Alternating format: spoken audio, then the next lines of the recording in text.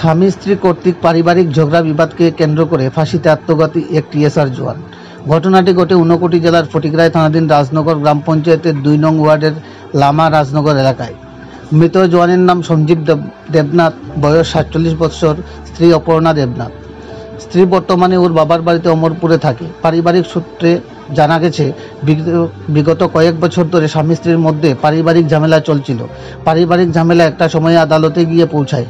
স্বামী রঞ্জিত বর্তমানে টিএসআর ১৩ নং ব্যাটালিয়নে কর্মরত অবস্থায় কাঞ্চনপুরস্থিত দাসপাড়া ক্যাম্পে রয়েছে। এরই মধ্যে ২১শে জুলাই ফটিকরায় রাজনগরস্থিত নিজ বাড়িতে ফাঁসিতে আত্মঘাতী হয় টিএসআর জওয়ান। জানা গেছে, ওদের পরিবারে ক্লাস 11-এ পাঠরতা একটি কন্যা সন্তান রয়েছে। উক্ত ঘটনাকে ঘিরে এলাকা জুড়ে গভীর শোকের ছায়া নেমে আসে।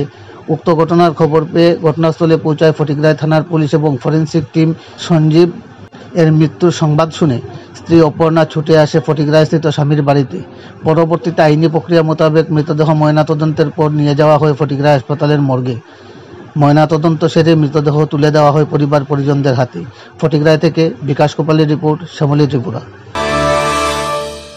যে আমাদের এই এলাকার একটা যুবক সঞ্জীব দেবনাথ, বাবা দুর্গাচরণ দেবনাথ, গ্রাম রাজনগর, ওয়ার্ড নং ২ এর বাসিন্দা।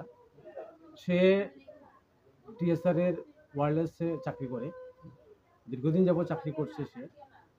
তো তাদের মধ্যে স্বামী স্ত্রীর মধ্যে একটু মিসআন্ডারস্ট্যান্ডিং চলছিল দীর্ঘদিন যাবত। তো সেই মিসআন্ডারস্ট্যান্ডিংয়ের কারণে কিছুদিন আগে এমনভাবে গিয়ে পৌঁছে যার কারণে তার স্ত্রী তার উপরে কেস করে। সেই কেসের কারণে সে কয়েকবার সমন আসে, সে হাজিরা দেয় নাই। তো শেষ পর্যন্ত হয়তো বা সমনের পরে তার নামে ওয়ারেন্ট ইস্যু হতে পারে, তারা তো আইনের লোক, সে জানে।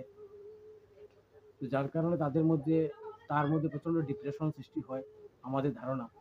সেই ডিপ্রেশন থেকে হয়তোবা সে এই রাস্তা বেছে নিছে যে আত্মহত্যার মাধ্যমে সে নিজেকে শেষ করবে। এই খবর আজকে সকালবেলা আমরা যখন শুনি, পাড়া প্রতিবেশী আত্মীয় স্বজন সবাই ছুটে আসি। আমরা সবাই অত্যন্ত শোকাহত। আজকে এই পরিবারটা অত্যন্ত অসহায়। একমাত্রটা আর্নিং ছিল, সে মেম্বার ছিল। এই অবস্থার মধ্যে মা বাবাকে সুখসাগরে ভাসিয়ে দিয়ে সে অসময়ে সেই কাজটা করলো। আমরা অত্যন্ত শোকাহত। যাই হোক, আমরা সবাই তাদের পরিবারের পাশে আছি। আপনারা যারা আসছেন সবাই থাকবেন, এই আশাটুকু রাখছি। সবাইকে